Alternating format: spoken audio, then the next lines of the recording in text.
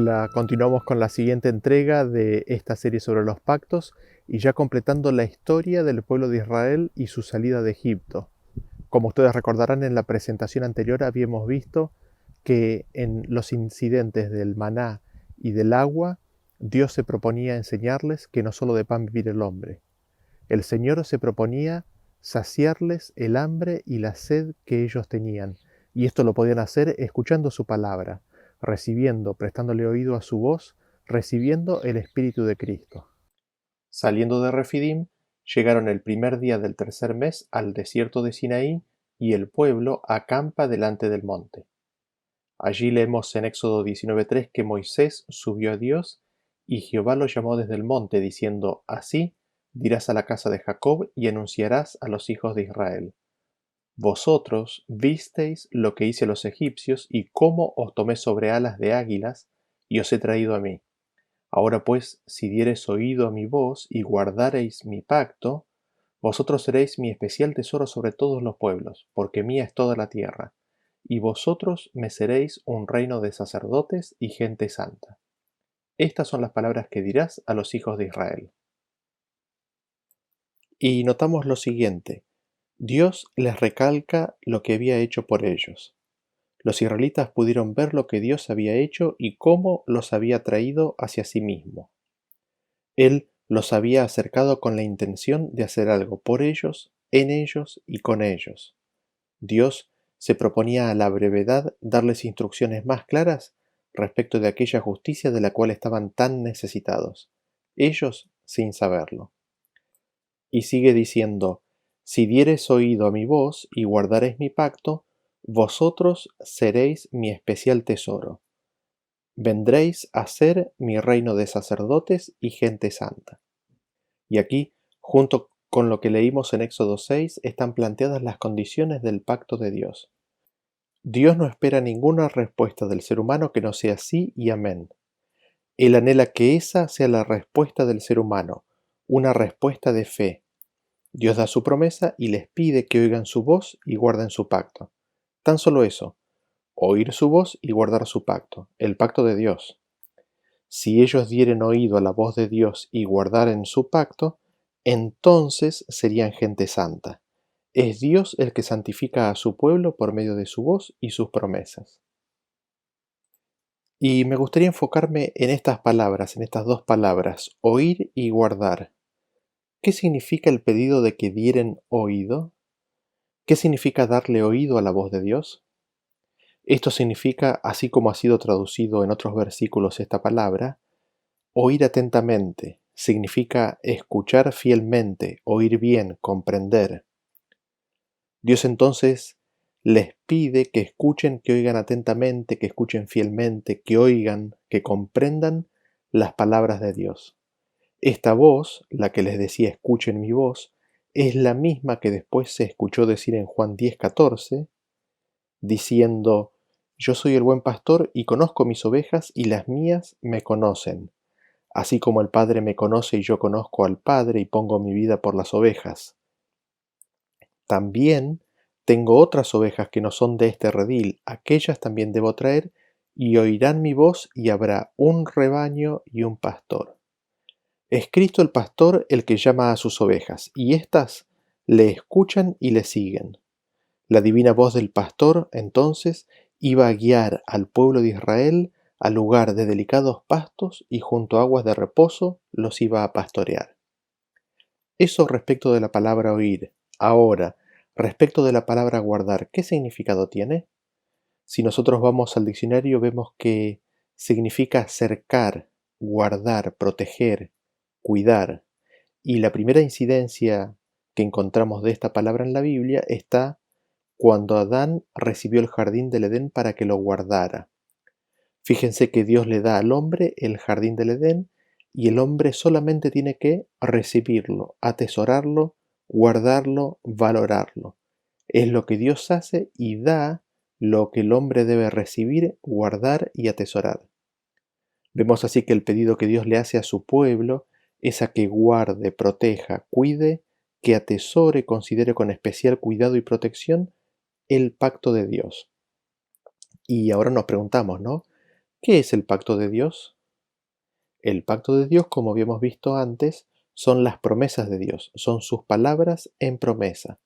Y no solo eso, sino que inclusive podemos ser más específicos y lo leemos en Éxodo capítulo 34, 28, que dice que él, hablando de Moisés, estuvo allí con Jehová 40 días y 40 noches. No comió pan ni bebió agua y escribió en tablas las palabras del pacto, los 10 mandamientos. En Deuteronomios 4:13 nos dice que Él os anunció su pacto, el cual os mandó poner por obra los 10 mandamientos y los escribió en 2 tablas de piedra.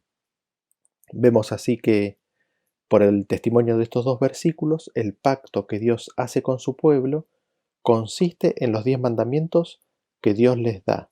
Esas son las promesas de Dios. El pacto de Dios son entonces los 10 mandamientos. Y eso es lo que el pueblo tenía que oír y guardar. ¿Y dónde es que el pueblo de Dios tenía que guardar el pacto?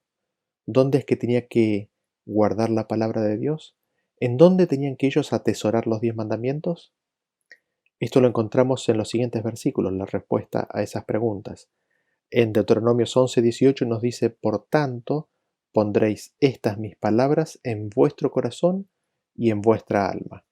En Deuteronomio 32:46 nos dice: y les dijo: aplicad vuestro corazón a todas las palabras que yo os testifico hoy, para que las mandéis a vuestros hijos a fin de que cuiden de cumplir todas las palabras de esta ley. En Job 22:22 nos dice: toma ahora la ley de su boca y pon sus palabras en tu corazón. Así, el pedido y ruego que Dios les hace es que oigan su voz, que oigan su pacto, que reciban su justicia y la atesoren, que la guarden en su corazón. Ahora pues, dice Dios, si oyereis atentamente mi voz y guardareis como a un tesoro mi pacto, mis 10 mandamientos, me seréis gente santa. Primero vemos que el llamado es acceder a la resistencia y dar el oído a la voz de Dios, a escucharlo. Luego, guardar, atesorar en el corazón el pacto, las palabras y las promesas de Dios, lo que Él nos habla, y como consecuencia, la obra de Dios hará de un pueblo rebelde gente santa. Aquí tenemos claramente delineado el proceso de la santificación. Dar oído a la voz de Dios y atesorar su pacto, los 10 mandamientos, sus palabras y promesas en nuestro corazón, santificará a su pueblo. Habiendo Moisés recibido ese mensaje, seguimos leyendo lo que sucede. En Éxodo 19:7 nos dice: entonces vino Moisés y llamó a los ancianos del pueblo y expuso en presencia de ellos todas estas palabras que Jehová le había mandado. Y todo el pueblo respondió a una y dijeron: todo lo que Jehová ha dicho, haremos. Y Moisés refirió a Jehová las palabras del pueblo. El pueblo de Israel promete oír y guardar. Dios no les pidió que prometan que iban a oír y guardar. No sabemos si prometieron ser gente santa. Dios solo dice: oye y guarda. Ellos le dan promesas que Dios no pidió. Le prometen a Dios oír y guardar. Y aquí ya tenemos la reacción del pueblo de Israel. Aquí están las promesas que el pueblo le hace a Dios. ¿Y cuál es la promesa del pueblo de Israel para con Dios? Todo lo que ha dicho Jehová, haremos. Y sigamos repasando lo que sucede al pie del monte Sinaí. Luego de haberle dado estas palabras al pueblo, Moisés asciende nuevamente al monte a recibir la palabra de Dios. Allí Dios le avisa a Moisés que vendrá en nube y que Dios iba a hablar con Moisés a los oídos del pueblo para que crean en Moisés para siempre. Asimismo, Dios les pide que se santifiquen ese primero, segundo y tercer día del mes, porque que estén preparados porque al tercer día Jehová iba a descender sobre el monte. Asimismo, Dios le indica que ponga límites al campamento alrededor del monte, para que el pueblo no perezca.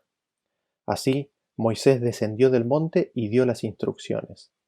Llegado el tercer día, de mañana, vinieron truenos, relámpagos y espesa nube sobre el monte Sinaí y sonido de bocina. En algunas traducciones dice de trompeta, muy fuerte. Moisés entonces saca al pueblo del campamento para recibir a Dios y se detienen al pie del monte. Dios había descendido en fuego y todo el monte humeaba y se estremecía en gran manera y el humo subía como si fuera de un horno. El sonido de la trompeta iba en aumento en extremo. Moisés hablaba y Dios respondía. Y Jehová desciende sobre la cumbre del monte y llama a Moisés a la cumbre, y Moisés sube.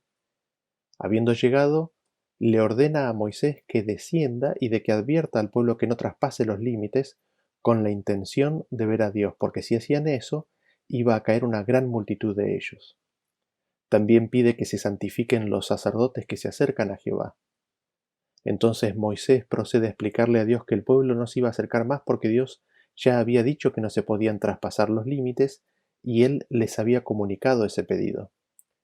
Sin embargo, Dios de ninguna manera condesciende con Moisés y le pide que baje inmediatamente para advertir al pueblo de que no busque mirar a Dios, para que no perezca por su gloria. Entonces Moisés desciende y Jehová se identifica como aquel que los había sacado de Egipto y luego dio las palabras, los 10 mandamientos. Y así el pacto, las promesas de Dios, son dadas al pueblo para que las reciba y las atesore en su corazón. Eso es lo que Dios se proponía hacer en ellos. Dios les manifiesta la ley de amor a Dios y al prójimo y la promesa de que, si ellos daban oído a esa palabra y la atesoraban, Dios las iba a grabar en sus corazones. Dios desciende sobre el monte Sinaí con majestad y en un despliegue de poder a los ojos de los hijos de Israel, para que no queden dudas de la existencia de Dios ni de su poderoso brazo que los había liberado de Egipto. Vean ustedes cómo narran los siguientes versículos cómo fue la aparición de Dios a los ojos del pueblo. En Deuteronomio capítulo 4 versículo 11 dice: Y os acercasteis y os pusisteis al pie del monte, y el monte ardía en fuego, hasta en medio de los cielos con tinieblas, nube y oscuridad. Y habló Jehová con vosotros de en medio del fuego. Oísteis la voz de sus palabras, mas a excepción de oír la voz, ninguna figura visteis. Y él os anunció su pacto, el cual os mandó poner por obra, los 10 mandamientos, y los escribió en 2 tablas de piedra. En Deuteronomio 5:22 nos dice: Estas palabras habló Jehová a toda vuestra congregación en el monte, de en medio del fuego, de la nube y de la oscuridad, a gran voz, y no añadió más, y las escribió en 2 tablas de piedra, las cuales dio a mí. Y aconteció que cuando vosotros oísteis la voz de en medio de las tinieblas, y visteis al monte que ardía en fuego, vinisteis a mí, todos los príncipes de vuestras tribus y vuestros ancianos, y dijisteis: He aquí Jehová nuestro Dios nos ha mostrado su gloria y su grandeza, y hemos oído su voz de en medio del fuego. Hoy hemos visto que Jehová habla al hombre y éste aún vive. Ahora pues, ¿por qué vamos a morir? Porque este gran fuego nos consumirá. Si oyéremos otra vez la voz de Jehová nuestro Dios, moriremos. Porque, ¿qué es el hombre para que oiga la voz de Dios viviente que habla de en medio del fuego, como nosotros la oímos y aún viva? Así, Dios se le reveló al pueblo entero desde la nube. Jehová estaba en medio del fuego.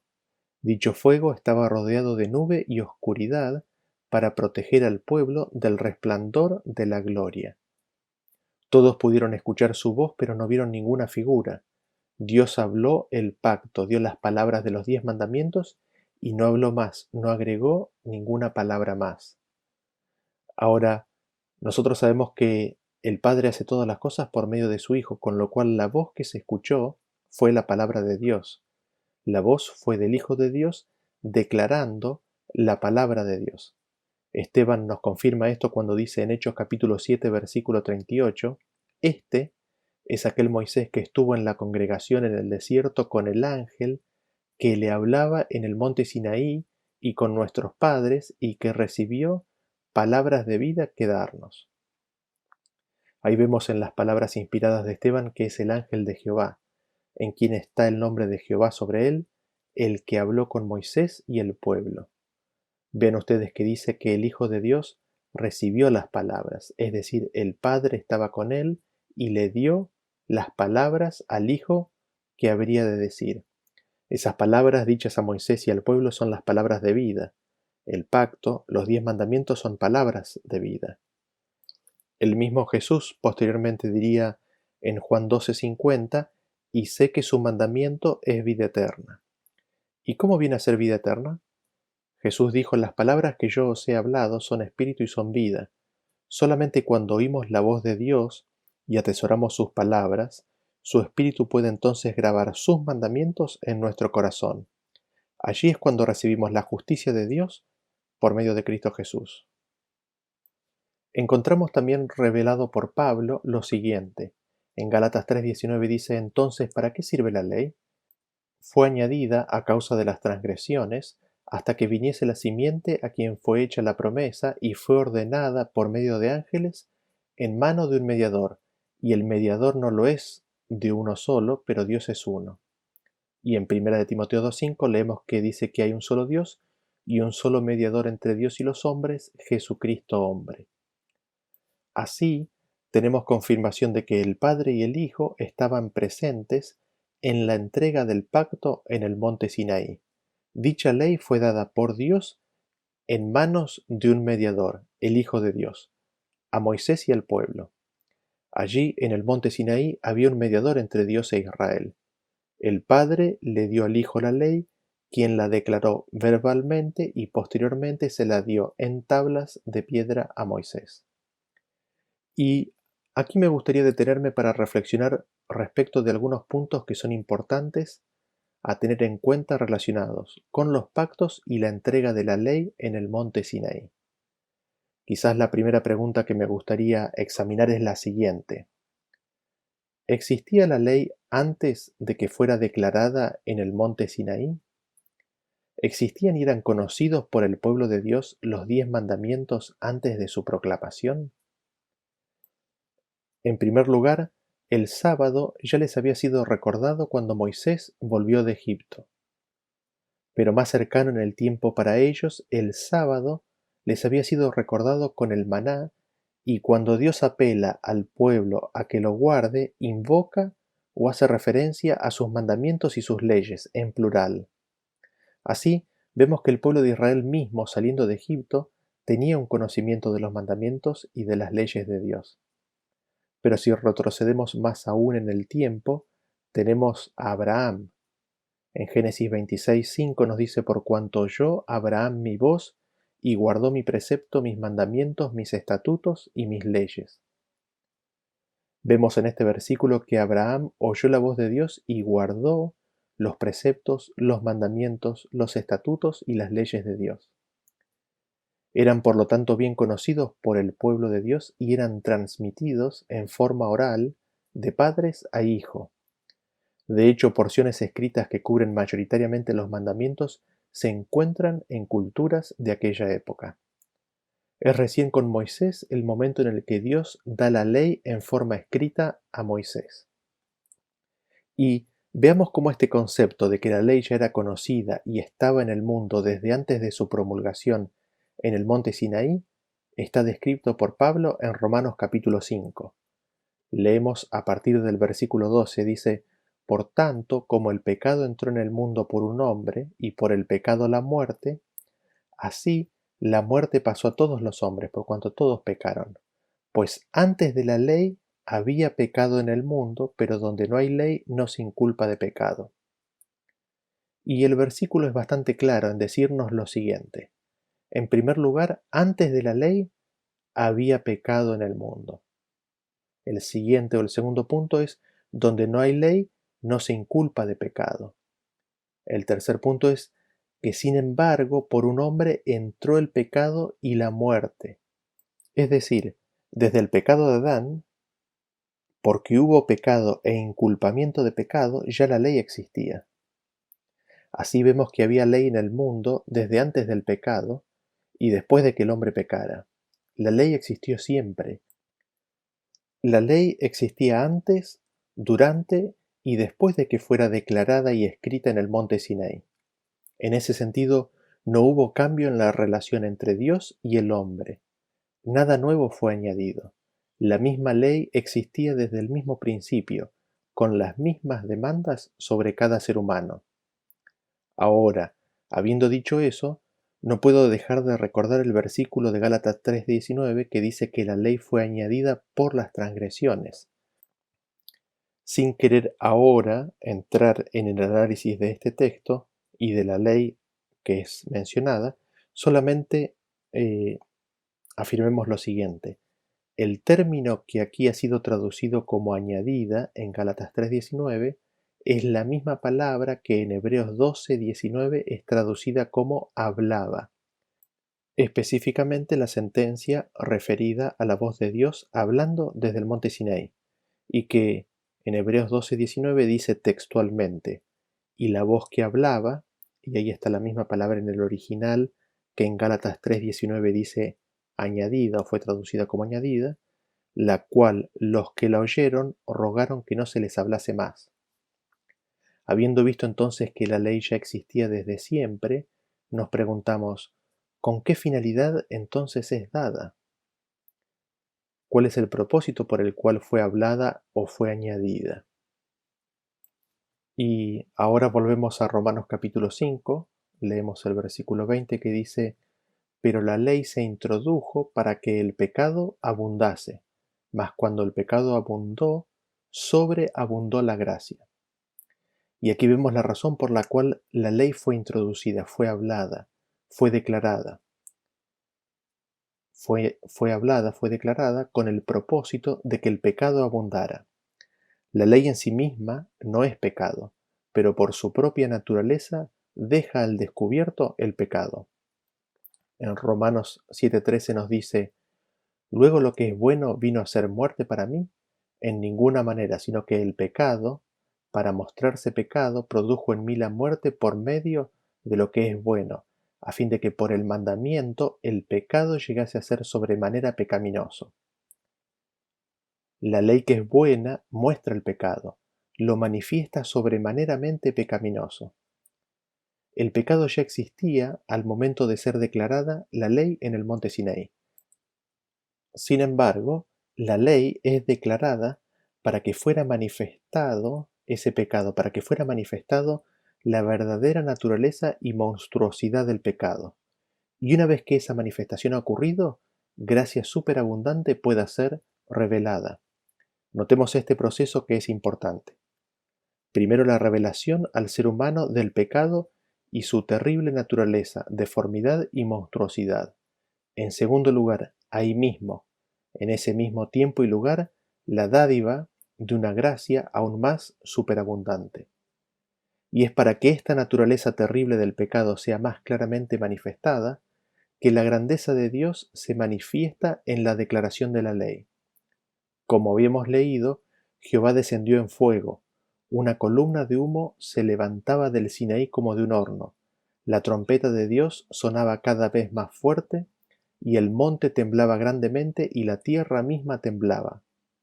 Es así, en ese contexto, que la ley de Dios es hablada al pueblo de Dios.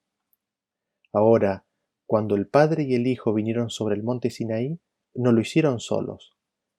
En Deuteronomio capítulo 33, versículo 2 leemos que dice, dijo, Jehová vino de Sinaí y de Seir les esclareció, resplandeció desde el monte de Parán, y vino de entre 10 millares de santos, con la ley de fuego a su mano derecha. En algunas traducciones, en lugar de decir santos, dice ángeles. En Gálatas 3:19 dice, entonces, ¿para qué sirve la ley? Fue añadida a causa de las transgresiones, hasta que viniese la simiente a quien fue hecha la promesa, y fue ordenada por medio de ángeles en mano de un mediador. Vemos así en estos dos versículos entonces que las huestes celestiales, la multitud de ángeles en su plenitud fueron desplegados y establecidos o puestos en orden en el monte Sinaí. La ley entonces fue declarada, fue introducida al pueblo de Israel con la finalidad de que los pecados del pueblo quedaran claramente visibles a sus propios ojos. Como dice en Romanos capítulo 3 versículo 20, porque por medio de la ley es el conocimiento del pecado. La obra de la ley es manifestar y dar a conocer el pecado que reside en el hombre, y el pecado, que es el rompimiento de la ley, engendra muerte. Y ustedes se pueden imaginar la situación en la cual el pueblo de Israel escuchó y recibió esa ley.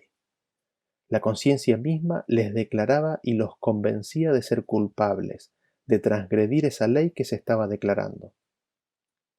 Los límites puestos al monte Sinaí mismo declaraban que el pecado que moraba en el pueblo de Dios era muerte. El pueblo de Israel es así llevado a lo que podría llamarse una ministración de muerte. Al escuchar y recibir las promesas de Dios, los 10 mandamientos, escucha y aflora en ellos la condenación que trae la culpabilidad de la ley transgredida. Y es allí, es en esta experiencia donde se puede manifestar el endurecimiento del corazón. La ley no podía dar vida, ni tampoco hoy en día puede dar vida cuando el corazón es endurecido ante la manifestación de la naturaleza carnal propia pecaminosa. Sin embargo, si Israel aceptara su realidad pecaminosa y oyera la voluntad de Dios de hacerlos santos y aceptara la gracia del perdón de Dios, no endureciendo su corazón, aceptaría entonces la ley del Espíritu de vida en Cristo Jesús. Pero si el corazón es endurecido, la ley tan solo trae el conocimiento del pecado y la convicción de la muerte.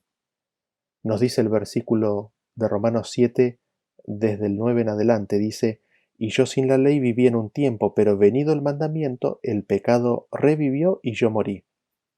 Y hallé que el mismo mandamiento que era para vida, a mí me resultó para muerte, porque el pecado, tomando ocasión por el mandamiento, me engañó y por él me mató. Este proceso se verifica en el pueblo de Israel. Al escuchar lo que eran las promesas de Dios, el pecado que en ellos residía los convence de pecado, culpabilidad y muerte. Sin embargo, habiendo recibido la convicción del pecado por el ingreso de la ley a la conciencia y consecuentemente de muerte, Dios allí mismo, en ese mismo lugar, estaba anheloso para que recibieran su superabundante gracia para perdón de pecados y el poder de una nueva vida. Dios anhelaba que ellos recibieran allí mismo su espíritu, en forma superabundante, donde hasta recién había abundado el pecado y la convicción de muerte. La ley viene así a ser un ayo, un instructor, un pedagogo, que, al revelarnos la malignidad de nuestro pecado y la maldad de nuestro corazón, y consecuentemente la condenación de muerte, nos empuja a ir corriendo a los brazos de Cristo, para que de Él recibamos el perdón, el consuelo, la paz, la esperanza y el Consolador. El Consolador, en su obra, convence de pecado, dado que la espada del Espíritu es la palabra de Dios, la cual penetra hasta partir el alma y el espíritu, las coyunturas y los tuétanos, y discierne los pensamientos y las intenciones del corazón. Y al mismo tiempo que el Consolador nos convence de pecado, es al mismo tiempo el Consolador. Hay consuelo, hay esperanza en la convicción de pecado que el Consolador trae.